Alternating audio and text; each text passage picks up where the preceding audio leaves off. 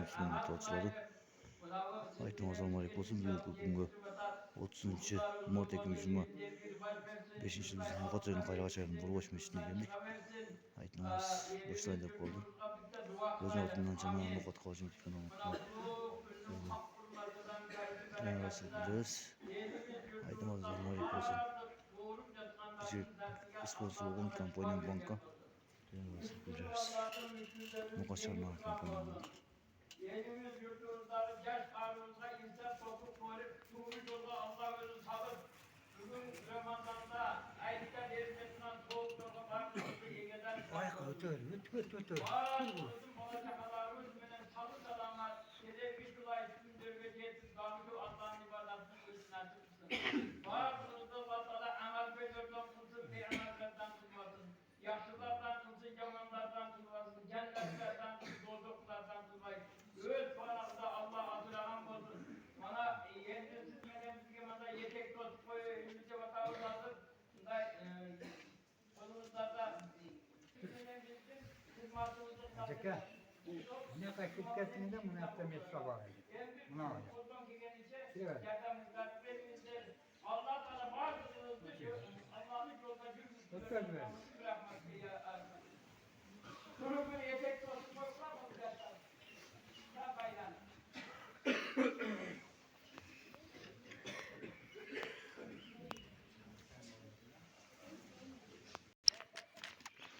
Bunu Osman bak nokatlarının Kayrağı Çayı'nın Burbaş Cumhuriyet içinde hocam ayet namaz adamlar kele başlar sana birinci içinde yakıldıklar birinci bölüm ağzı ikinci bölüm.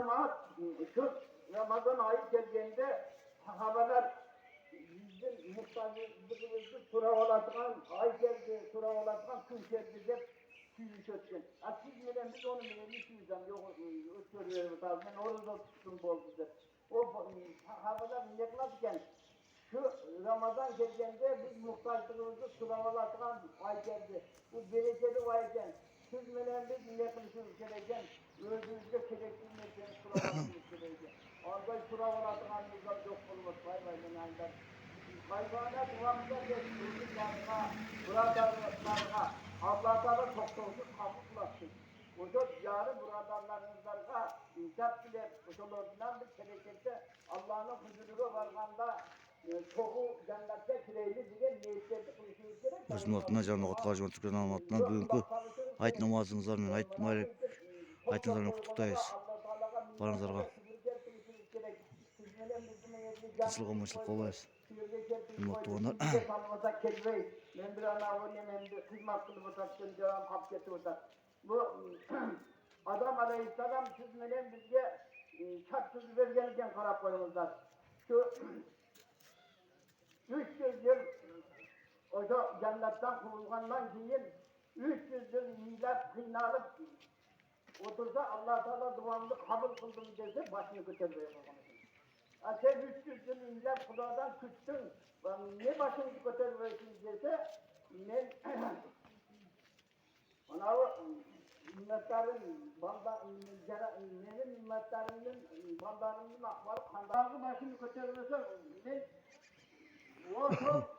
Mutlu nokat kavacım tutkan anlatma alışılaşım.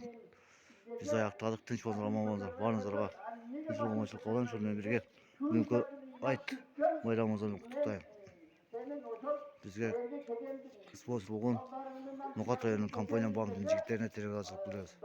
Assalamu alaikum rahmetullahi ve berekatuhu. Tinç bolunuzlar aman bolunuzlar. Assalamu alaikum.